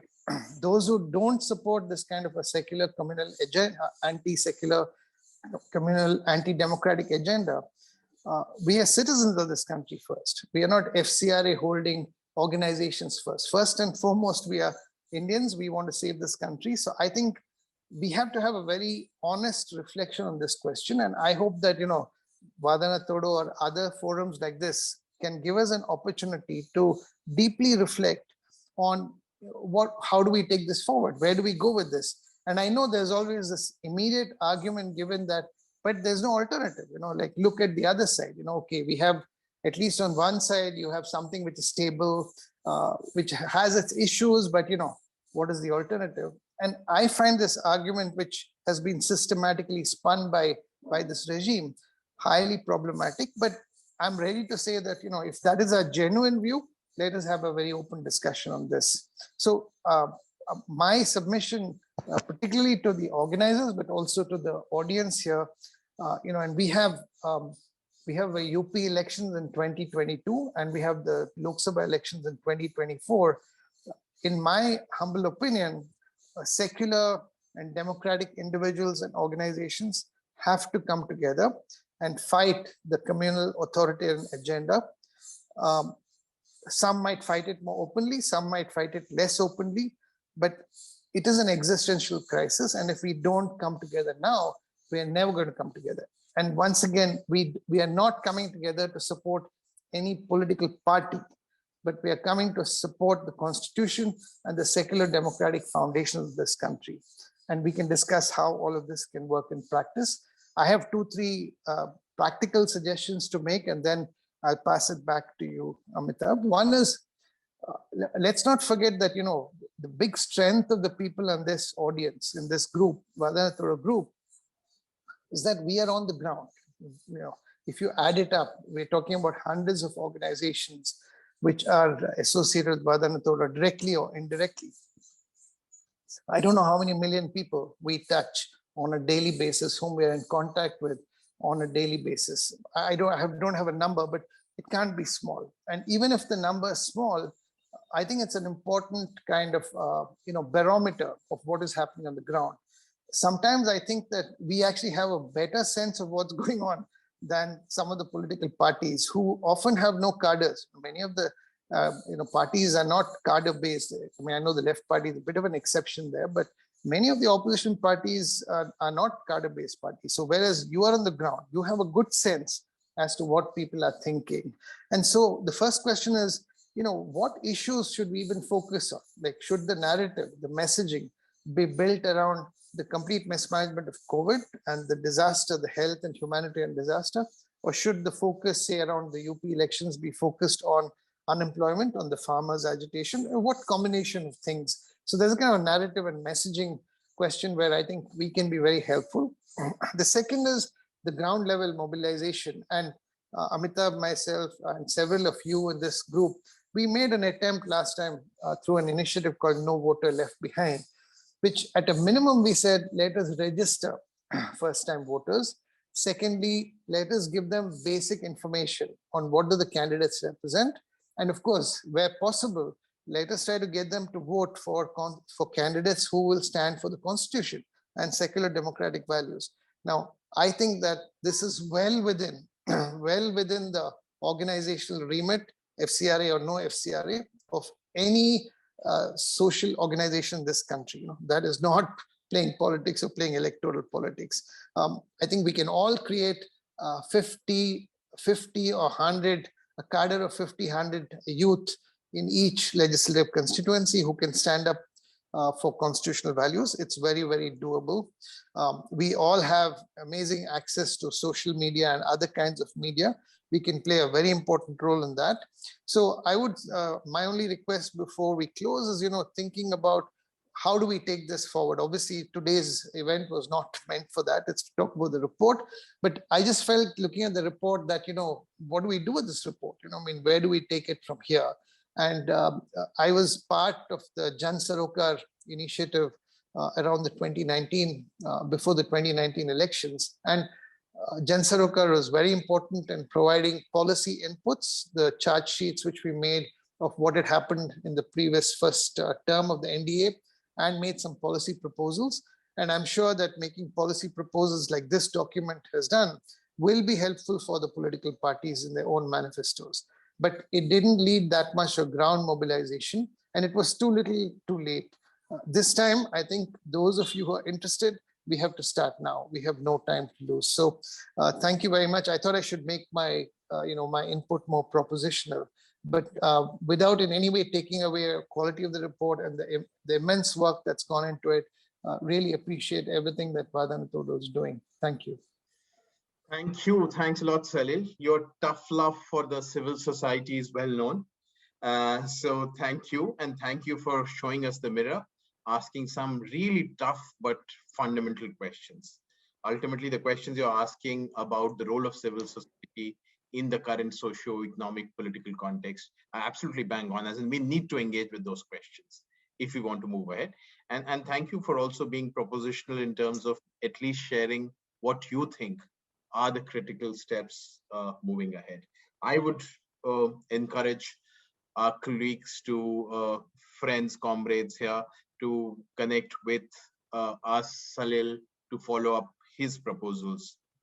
So let's move on now to Arfa. Arfa, again, a warm welcome. We missed you initially, but very happy that you're here with us. And as I said, Arfa is an extremely well-known journalist, and she's really been a supporter of people's causes. So Arfa, if you could try and share your thoughts on the report in the next 12 to 15 minutes, would be very grateful. Thank you. Thank you very much. It's no less than an honor to be present before you and share my thoughts. And trust me, what we are doing right now here in this room and the report that you've published, it is an act of bravery. Because whatever else you say, other than what the government wants you to believe, the alternate facts that they have, the alternate truth that they have created is an act of bravery. It has a price to pay. So I really want to, first of all, thank you for publishing the report. And I'm really sorry that I was not present in the previous session. I was doing my live program on this whole income tax raid that has been unleashed on a couple of news organizations. Because, right now, as we talk, there's still these raids are on Bharat Samachar, which is a UP-based news channel, and also Dainik Bhaskar, which is a national newspaper. It is a clear indication of how this government is using all tactics and maybe it doesn't really believe in the rules of the game, their high-handedness, and how right now, some of the people that I know personally, their offices and their homes are being raided. Just because they wanted to do, and they did finally, effectively, successfully their job properly. And also because they wanted to speak the truth for doing journalism in this age of a very authoritarian, one-upmanship where most of the media has already crossed over to the darker side. And I would say this is a blatant abuse of power, and also the institutions. I mean, I was just thinking about all these, bureaucrats who are also citizens of India and who've taken oath to protect the Constitution of India. It looks like finally now 2021, this whole deterioration, this whole deficiency of democracy in India, now it has finally reached a point where now even our bureaucrats do not feel any kind of answerability, accountability towards the Constitution, towards the people of India. They have literally become these tools in the hands of the people who are ruling us at the moment. So I think it's also a loss of this faith and trust that we had initially on the systems that we had created in the last 6-7 decades, that we were a robust democracy, and no matter who comes and goes, the roots of democracies are much deeper, and then we are democratic people. Look at the structures that we have created, the institutions we have created. Now look at each institution and the way, from police to administration to investigative agencies to the media, even the way many of the people in the opposition, for them, this is an existential crisis. But even then, the kind of silence that you are witnessing from them, I think I now I'm thinking whether we actually been a democracy for the last 6-7 years, or just an excuse of it, just a whole facade that you just scratch the surface and you realize that maybe, all of this was not the truth. So, but then having said that, I feel that this is, say, majority of India, whether it's bureaucrats or, politicians or the press people. But you look at this moment when this is almost an existential crisis for the press, that if you do your job properly, dutifully, of informing the people, then this is what is going to happen to you. So this is almost like, this face off with the truth, that now a lot of people are asking, why you are not in jail already, why your organization has not been raided already. But if you look at it, that I feel that the kind of, lack of confidence, the nervousness, this whole, I would say, loss of ground that the government is facing at the moment, it is a direct impact of the Pegasus expose. I don't know how many of you really believe, but I have reported on Narendra Modi's government for the last 7 years and really, scrutinized them the way I should have as a journalist, as a citizen, as an observer of politics. I feel that they realized that the way they were trying to create this whole, narrative, this whole alternate facts. You remember how only yesterday they said that there were no deaths in India due to lack of oxygen. I remember Narendra Modi only last week, he was addressing the people of Uttar Pradesh, which was being live broadcast all over India. Maybe several million people watched that speech of his, where he said with a straight face, and he said, that the whole management of Corona in Uttar Pradesh has been exemplary, has been unprecedented. He used words like abhutpurv in Hindi, which you would translate as unprecedented. So I think the way, and as a communicator, as a mass communicator, sometimes words fail me, and I try to understand that this man who has his own facts and his own Arfa, I'm very sorry for interrupting you, but there also translation happening. So if you could just slightly slow down your pace. Oh, I'm Somebody's sorry. translating in Sorry Hindi. about that. Sorry. And sorry. somebody is also, the problem sign is language is also happening. So yeah, okay, I'll try to do that. The problem is that for people like me, we are trained to say much more in less time. So, for me, like in my mind, every minute is clicking there. So that I will try to like kind of slow down. All right. Maybe 30%. What do you say? 30% slowing down? Okay. All right. Yeah. So what I was trying to say is that, so they are trying to create this whole universe, which is of alternate facts, alternate truth, alternate reality. They have spent millions of rupees even in this whole Pegasus business. They are spending more than 1 crore rupees on each individual. Now, understand that if they have officially assigned, officially given contract to Pegasus, which eventually means that this is all, taxpayers' money that they are spending. If they have not, then it's even all the more worrying that the amount of money they are spending to create this whole narrative, which is suited to them, and they have already said that we are going to be in power for 50 years. Hum 50 saal satta mein rahenge. Already they have said this to us. So this is not possible without controlling the media. This is not possible without knowing everything about those people who are defenders of democracy, defenders of constitution, defenders of free speech. But this government is so insecure that they do not trust they call enemies, but trust me, they do not even trust their friends. The names that the names those are appearing in the list of people that they have potentially targeted, if all of this to be believed, that because NSO itself has said that they only sell it to not just the government but vetted government. So we have no way but to believe them, that they are saying that they cannot sell it to a private entity, an individual, a corporate house. So the more they are trying to clarify themselves, the NSO, the more they are making it, maybe we can say definitively, that this can be the government or their agencies or their officials, some way or the other, some part of the government, which tried to know what these people were up to, not just the people who were their enemies, but also their friends. So this is that kind of a 56-inch, a 56-inch case, Seene ki sarkar, that does not trust its enemies and does not even trust its friends. So the big brother, it wants to know everything. The big brother has zero respect for right to privacy, that is a fundamental right under Constitution of India. And it just not kind of end at just, right to privacy, but there are at least three major important things that I would like to highlight here, that how it is playing tricks with our politics. Look at the way Rahul Gandhi has been a potential target of snooping.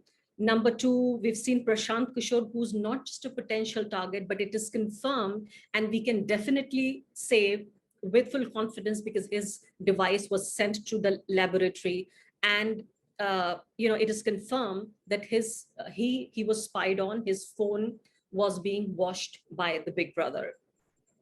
So Prashant Kishore, and then now the third evidence we have before us is also the people who were potential targets, but also when this whole Karnataka government, this whole Congress JDS government was collapsing, key coalition players they made it to the Pegasus snooping list. They were being potentially, they were being targeted, and whoever was targeting them, whoever was interested. Again, there is another very important point on why this whole thing again takes us back to who will be interested in snooping upon the coalition partners of the Congress and JDS government, and then finally the government falls.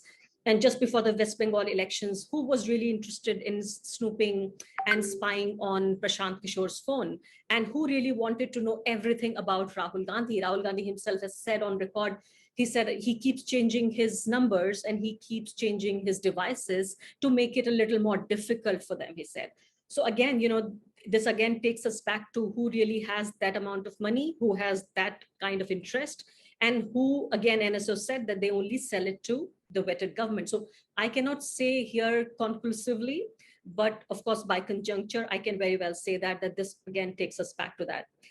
So when you talk about this whole year from 20 to 21, you also have to look at the year from 19 to 20. If you look at it politically, I made some points that how in 2019 this government was trying to, they had a bigger mandate, and they thought whatever their communal policies, anti-poor policies, anti-Dalits, anti-farmers policies were, they thought that this was kind of a validation of their politics and policies. And they of course, came with much more vengeance. So they started off with a very anti-minority agenda. They started off with triple talaq law, which had nothing to do with Muslim women, but to, supposedly disciplining Muslim men, that we will tell you how you lead your lives. Having said that, it's actually a shame that I have to clarify all the time that I am against triple talaq, and this practice should have never had any place in independent India. We should have done away with it right after we had independence. And this was the Muslim conservative clergy, who didn't allow that space for us to even debate this. But having said that, I oppose the triple talaq law because it does no good to Muslim women. And there are several pieces have been written. I've done several videos to highlight that how this is not just against Muslim men, but it is also against Muslim women. So that is for another day. Triple talaq, then came CAA, that excluded only the Muslim minority, only the followers of Islam, from getting the potential, citizenship. People who came from neighboring countries, Afghanistan, Pakistan, and Bangladesh and Afghanistan, Pakistan, and Bangladesh. So again, CAA, there's no doubt that this was a thoroughly not just anti-constitution, but also an anti-Muslim law. Then comes Kashmir and the removal of Article 370. And then comes the temple. If you go to Uttar Pradesh, you will tell me that this was, this came after the court gave the verdict in favor of the Muslim plaintiffs. But if you go to Uttar Pradesh, everybody's going to tell you, Modi ji mandir banwa rahe hain, Yogi ji mandir banwa rahe hain. So the way this whole thing, the way this whole, temple construction has been portrayed before us, has been presented to us, the gullible, Indians, they think that this is the job of Modi and Yogi. So even the credit, when it comes to taking the credit, they will actually get the credit whenever, there are elections, and whoever wants to elect them back to power because they are supposedly building the temple. So this was 2019, this whole picture, if you see. And then comes 2020. Again, 2020, in 2019 to 20, now 20 to 21, right? We are in the middle of 2021. Then again, now we are in the middle of love jihad law. Then we have the population control. We have UCC. I'm told that, this whole thing whole business has been delayed for a few weeks because of this Pegasus expose. But only if it was limited to India's minority. We always knew this, that this will start with minorities. This will not end with minorities. If you look at it right now, the government, their policies, hugely anti-farmers, hugely anti-laborers. Farmers are already out on the street. Now they are reassembling themselves, and I think in days to come they will be they are trying to reach parliament, and they're trying to again, gain momentum.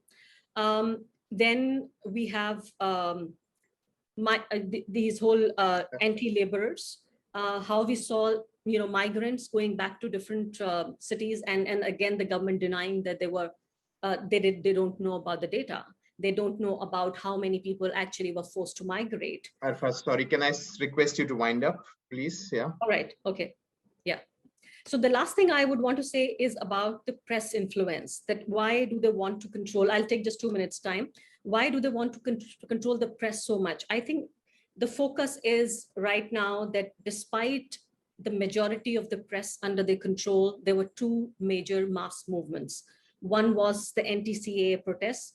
Another was the anti-farm laws movement. So they believe that something that they're doing is not right.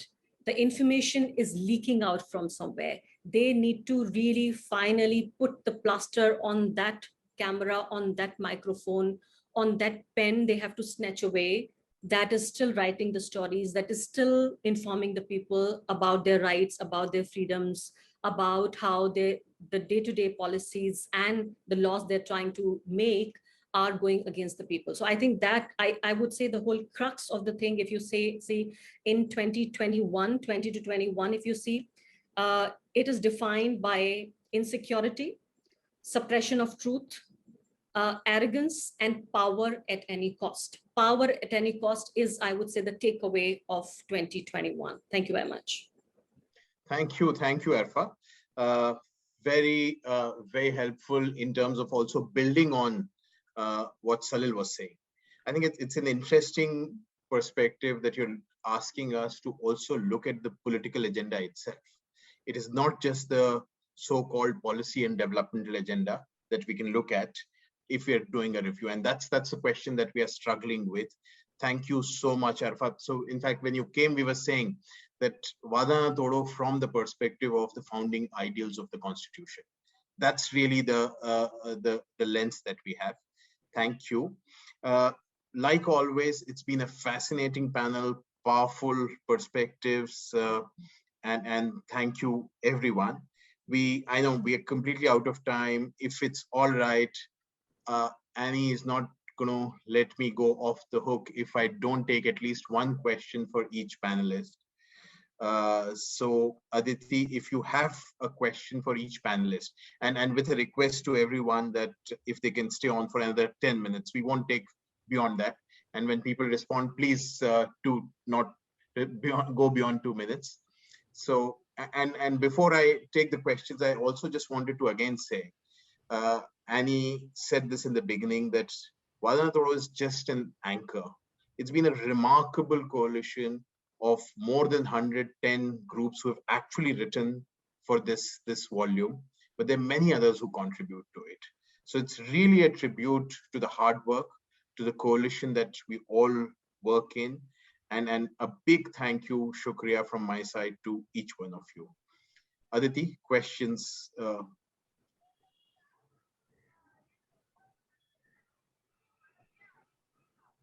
I can't hear you, Aditi. So sorry, I was on mute. So there is a question for Professor Gowda. I think he's already answered it, but if he would like to elaborate on it, why do governments, if they have money, why don't they spend it for people's development? Is it about saving or siphoning for the wealthy? okay. Let's take this. Okay. Professor Gowda. Basically, there's always a shortage of resources, and there is always an extravagance when it comes to promises, especially at election time. But there are certain critical moments in a nation's history, what we are going through in the last year and a half, when a government needs to not just think about what resources it has, but what resources it can borrow from future generations. This is called deficit spending, and to actually unleash that spending in a manner that will prevent people from falling further into poverty, into undernutrition, etc. And this government has not done that. Along with the government's money, there is also something called the PM Cares Fund, something that we don't know enough about, which is also mysterious in terms of how it operates. So there is money, but this government, initially we thought that the government was not spending because they anticipated even bigger crises, and they were saving some money for, I mean, this is a generous interpretation, but really, I think it's just bloody mindedness and and a disregard for the lives of the poor, the dispossessed, and the disadvantaged. Anyway, beyond this, I just want to say that one suggestion, following on what we've all been discussing and what Salil was emphasizing, if we can have some kind of a online portal where all these materials can be shared, updated in real time whenever something new comes in, and that way we would be able to engage with each other and reinforce our efforts in a much more regular manner than once a year. Oh, great. Thank you. We'll certainly work on this suggestion, Professor Gowda. Thanks a lot. Aditi, next question. Yeah, so the next one is for Brinda ji, if she's here. She's not here, I think. She's so not here. Okay. Let's move to Salil. Yeah. The question. I think Brinda's here. Brinda's here. Oh, great. Oh. Yeah. Okay. So please go ahead. Yeah. Yeah, the question is that since as for civil societies, it's very difficult to procure like vast data, and since from the government data, the data fudging is quite a big issue, what can be a roadmap for like for moving forward through PILs? Maybe what is the what can the civil society do for accountability? Thanks, Aditi. Comrade Brinda. Yes, it is, as I had mentioned, data fudging and data concealment, because the government is more scared of the truth. But as far as availability is concerned, this report itself has collected data from different sources. I think we'll have to depend on that and to various agencies, for example, like the CMIE, who are collecting data. I don't really think the PIL is a way forward. We can continue to use the RTI. And after all, this is a legal right which has been granted to us. So I think we can continue to use the RTI to get as much information as we can, and also rely on these other sources which I have mentioned. But yes, that is the importance of this report, that it does put together a whole lot of data. I would also encourage all the partners of the Wada Na Todo Abhiyan to also encourage primary data collection, because that is a very critical input today. For example, much of the information that we have on migrants is through our trade unions, through many of the civil society initiatives. For example, we ourselves have just done a study of 2,000 workers in Delhi from the unorganized sector, and the kind of information we've got is quite astounding. So I think primary data collection is also important and can inform macro data collection. Thank you, Rindaji. Thanks a lot. Now, if you'll excuse me, I'm just going to, I'll have to. Sure. So thank you so much for staying on. To be here. Thank you ever so much. Thank you. Thanks a lot. Aditi, next for Salil. We have next for Arfa, if that's okay. Okay. It's as traditional India media is failing and don't know what journalism is meant for. I just wanted to know, as a journalism student, that where is our future, as most of our jobs and services lie with the Godi media. As a student, you have to run a family. Okay, so that's the question, that what's the future of media? So this is not a very easy question. I think I may be one of those last people who can say they have a job, they have a proper job too. I mean, though I still work for a not-for-profit. And if I can tell you that I'm earning the same amount of money, my salary remains the same as it was in 2009. So it is 12 years down the line. I can't really call it a proper salary, or as they call it usually, the market salary. It's not that. So I think it's become very difficult, that the choice is between where the money is all of this client media, and where there is less of money, or sometimes you have to work, entirely independently as a freelance journalist. So what I can assure you of is that journalism in India will survive. It will exist in one way or the other. What I can't really tell you, can't really give you any concrete answers for what amount of money will you be able to have, whether you will have a sustained career or not, whether you'll be able to run your family and yourself with that kind of money. That I'm really not sure of, but I think some kind of a model is now emerging. Like for The Wire, we are now on our own. We are independent. We are just thoroughly, we may perhaps the first organization in India which is thoroughly now run and funded by the people of India. So maybe those kinds of more models will be adopted by more news channels and news platforms, and that may be the answer. Thank you. Thanks a lot, Arfa. And more power to Wire and the likes of Wire. Thank you. Aditi for Salil. So the question is that how to make proper strategy to push in public about constitutional promotion and to strengthen democratic structures in India. I think as I was listening to Arfa, I was thinking that, one of the things about how these regimes work, and I've been working on a study of 7 countries where we have what I call elected authoritarians. So, obviously Trump in the US, Netanyahu in Israel, both of whom have been kicked out. But we have Orban in Hungary, Erdogan in Turkey, Bolsonaro, Duterte in Philippines. And there's something which are very common across how these people operate. And the first and most important thing to understand is that they're not addressing issue from facts, from a factual basis. So, if the Wada Na Todo report gives you a lot of facts, which is countering what they're saying, that makes zero difference on the ground to the person who decides what position he or she is taking. So, like, just to give you one example, and this is very much linked to the constitutional values question. So, if, for example, there's a kind of RSS pamphlet which says that Muslims have 12 children, as you find these kinds of things going around on WhatsApp. Average Muslim will have 12 children, which is absolute nonsense, as we know.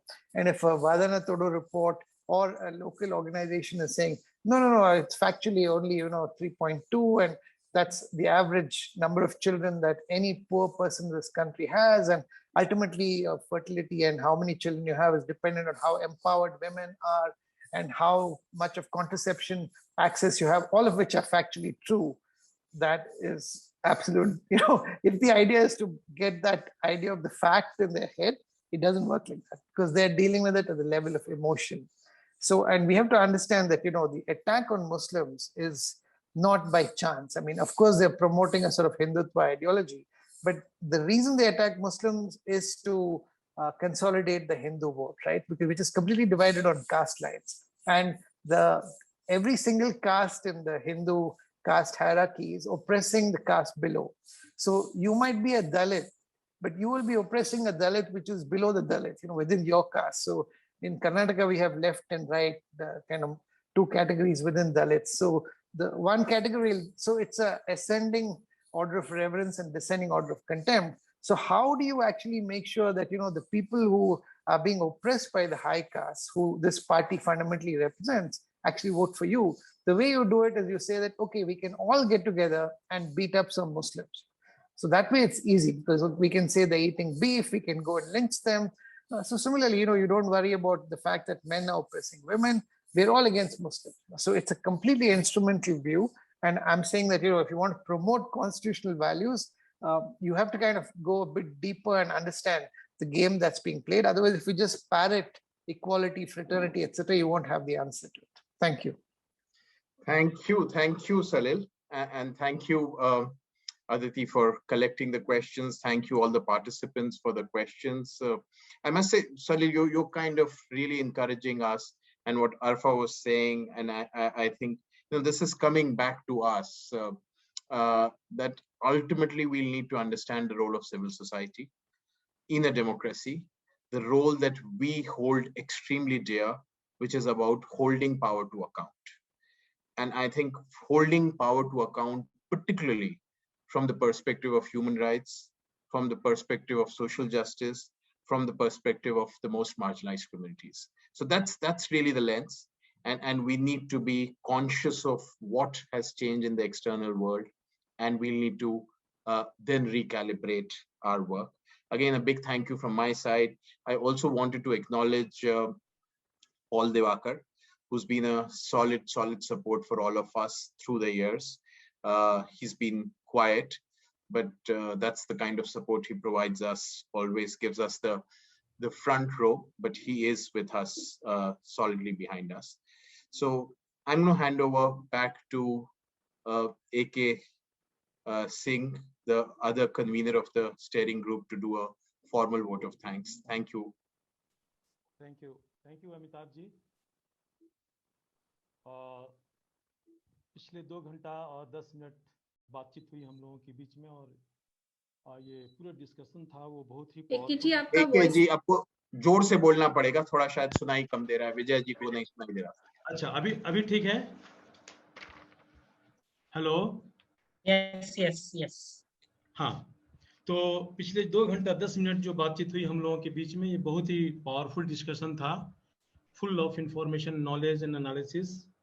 और सबसे पहले हम रोशनी जी को देना चाहेंगे धन्यवाद, जिन्होंने पूरे वादा ना तोड़ो के बैकग्राउंड को 2004 से लेकर के अभी तक कैसे काम होता रहा उसके ऊपर में अपनी बात रखी और सारे पार्टिसिपेंट्स को अपडेट किया। अदिति को धन्यवाद देना चाहेंगे, जिसने एक स्मॉल वीडियो के माध्यम से सारे रिपोर्ट्स को हम लोग के सामने एक ब्रीफ किया, जिससे सारे पार्टिसिपेंट्स अपडेट हुए। अनी जी को बहुत बहुत धन्यवाद, जिन्होंने पूरे रिपोर्ट को बहुत ही पावरफुली, जितने उसके मेन फिगर्स थे, डाटास थे, उसको हम लोगों के बीच में प्रेजेंट करने के लिए। अमिताभ जी को धन्यवाद, जिन्होंने पूरे लास्ट, ऐसे 2004 से ही, लेकिन पिछले 5-7 साल में जो अनुभव हो रहा है और जो प्रेशर है सिविल सोसाइटी के ऊपर में, उन सारे इश्यूज को हाईलाइट करने के लिए और जो पैनल है उसको एंकर करने के लिए। फिर प्रोफेसर राजीव गौड़ा जी को धन्यवाद, जिन्होंने जो स्टेट के कमिटमेंट्स हैं और जो उसकी डिनायल है, इन सारे मुद्दों के इर्द गिर्द अपनी बात को रखने के लिए, और जो बहुत ही विजिबल है डे टू डे के डिस्कशन में। धन्यवाद चाहेंगे वृंदा करात मैडम को, जिन्होंने रिपोर्ट को बहुत ही अप्रिशिएट किया और ब्रेव रिपोर्ट बोला। ये सच में एक ब्रेव रिपोर्ट है कि जो भी लोग पढ़ते हैं बोलते हैं कि आप लोगों की ताकत है कि इस तरह की रिपोर्ट आज की डेट में आप पब्लिश कर रहे हैं। ये बहुत ही साहस की बात है और आपने इसको ऑफिशियली एक्नॉलेज किया, इसके लिए आपको बहुत बहुत धन्यवाद। सलील जी को भी धन्यवाद, जिन्होंने बहुत सारे एनजीओज के मुद्दे को उठाया और हम लोगों की जो डिफिकल्टी है और हम लोग कैसे आगे अपने इनिशिएटिव ले सकते हैं, उस पर भी अपने विचार हम लोग के बीच में रखा। अरफा जी को तो हम लोग सुनते रहते हैं वायर में, और आज यहाँ भी सुनने का मौका मिला, और फंडामेंटली और रेडिकली बहुत सारी इश्यूज को उठाते रहती हैं, और यहाँ भी उन्होंने अपने बात को रखा हम लोगों के बीच में, और प्राइवेसी की राइट्स को भी अपने हम लोगों के बीच में हाईलाइट किया। इसके लिए आपको बहुत बहुत धन्यवाद। जिन लोगों ने रिपोर्ट को कंट्रीब्यूट किया है, ये सारे एमिनेंट एक्सपर्ट हैं, और हमने बहुत सारे चैप्टर्स को पढ़ा है और बहुत ही सुंदर तरीके से आर्टिकुलेट किया गया है पूरे रिपोर्ट में, सीक्वेंसली डाटा को, फिगर्स को, और सबको वेरीफाई किया गया है। कुछ रिपोर्ट को हमने भी एडिट किया, तो उसमें भी देखा कि सारे रिपोर्ट्स के डाटा फिगर्स हैं वो वेरीफाइड हैं। तो इसके लिए काफ़ी मेहनत है, लिखना 2 पेज 4 पेज बहुत ही इंपॉर्टेंट चीज़ है। इसीलिए पूरे वादा ना तोड़ो के टीम की तरफ से जितने भी एक्सपर्ट जिन्होंने चैप्टर्स को लिखा है, उनको बहुत बहुत धन्यवाद। विजय पात्रा जी ने जो एडिट किया है वो भी बहुत ही क्वालिफाइड एडिटिंग है, उसको भी हम लोग धन्यवाद देना चाहते हैं। और पूरे टीम, जो वादा ना तोड़ो की टीम है, उसने पूरे इस डॉक्यूमेंट को प्रिंटेबल बनाया। ये बहुत ही टफ काम है प्रिंटिंग तक ले जाने के लिए, इस पूरे टीम को भी धन्यवाद। और नेशनल सेक्रेटेरिएट में अदिति हैं, अदिति आनंद, अदिति जोशी, बोथ अदिति, नरेश, उष्मा, इन सब लोगों ने पिछले 1-1.5 महीना राउंड द क्लॉक काम किया है। तो आप सबों को बहुत बहुत धन्यवाद इन चीज़ों को ये करने के लिए। और उसके बाद कुछ लोग ग्रीन रूम रोल में रहे हैं, स्टीयरिंग ग्रुप के मेंबर्स हैं, जो अलग से भी बहुत मेहनत की है, अमिताभ जी भी हैं, पॉल दिवाकर हैं और स्टीयरिंग ग्रुप के अदर मेंबर्स हैं जिन लोगों ने काफ़ी मेहनत किया इस रिपोर्ट को एक अंजाम तक पहुंचाने के लिए। तो ये इन सारे चीज़ों को तो सबको बहुत बहुत धन्यवाद। और जो हमारे पार्टिसिपेंट्स हम लोगों के बीच में जुड़े हैं, इन सारे participants across the country, starting from Kashmir to Kanyakumari और असम से लेकर के अरुणाचल से लेकर के और गुजरात तक, हर स्टेट से कुछ ना कुछ लोग जुड़े हुए हैं। आप सभी को बहुत बहुत धन्यवाद अपना समय देने के लिए। एक चीज़ मुझे बहुत अप्रिशिएट करना चाहेंगे कि जो हम लोग फॉर्चुनेट हैं कि जो अपोजिशन में होता है हम लोगों को ऑलवेज अप्रिशिएट करता है हमारी रिपोर्ट को। तो इसका मतलब है कि हम लोग बहुत ही सही सवाल और सही फैक्ट फिगर्स उठाते रहे हैं, क्योंकि हम लोग सवाल सरकार के अकाउंटेबिलिटी के ऊपर करते हैं और उनके परफॉर्मेंस के ऊपर करते हैं। तो जो सरकार में होते हैं उनको तो अच्छा नहीं लगेगा, लेकिन अपोजिशन में जितने लोग हैं या क्रिटिकली पूरे देश के परफॉर्मेंस को एग्जामिन करते हैं उनके द्वारा अप्रिशिएट किया जाता है। यही हम लोगों का ऑनरेरियम है, मेहनताना है, मजदूरी है और यही हम लोगों के साहस का परिचय भी है और साहस को आगे बढ़ाने के लिए मदद भी करता है। तो आप सबों को बहुत बहुत धन्यवाद। आनी जी, कोई बच गया हो तो आप जोड़ सकती हैं। Thank you, AKT, and from all our side, thanks to everyone that has contributed, worked on it, coordinated, been here with us for the discussion and bringing together. And I think as some of the key recommendations have come, we really look forward to holding this conversation forward. And as Salil was saying, it's about 2 years of time that we have. And we really hope to, use this time constructively as real civil society organizations and move it forward. So a big thank you to panel members, people who we had Siddharth and Vijaya who did the translation and the sign language. Thank you so much for making it much more accessible to many people. We would have hoped to have more translations later. I especially want to also thank you, the Wada Na Todo team, whom I can see right away, Aditi Joshi, Aditi Anand, Osma, Sai, and Aradhana, who are also part of the team at this time. A big thank you for the tremendous amount of coordination, hard work, late nights, going through documents again and again. And surely we have, I also want to say we are working on a dissemination and an advocacy process where we would like to take this reports, sections of it to different governments. We would like to really take this report to the government, work with civil society and other media and other friends to think through. And as this has been a collaborative effort, we would like to look at a larger collaboration and see how some of these strategies can be put on ground. So thank you so much, Amitabh, for an excellent moderation. You've always been our moderator for the Wada Na Todo sessions. And I'm sure Salil would be someone that we can run to again, looking at strategies to work forward. Thank you so much to everybody. Thanks, everyone. Thanks, everyone. Thank you.